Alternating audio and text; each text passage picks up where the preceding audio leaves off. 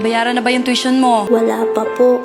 Sige, mag-iwan ako ng perang pambayad, pati na rin sa ibang bills natin. Okay ka lang ba? Napakahirap para kay ate simula nang mamatay si tatay. Siya na ang nagtataguyod ng aming pamilya. Kahit pagod na pagod siya sa trabaho, di niya kami pinabayaan. Parang si tatay pa rin na nag-aalaga sa amin, gaya ng dati. Oh, kumain na ba kayo? Sa dami ng sakripisyo mo, ikaw naman. Gaya ng dati?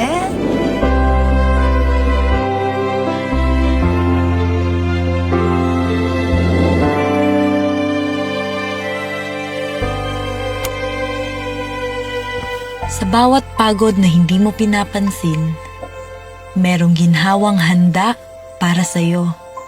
Efficacent Oil Extreme, para sa mga tahimik na bayani.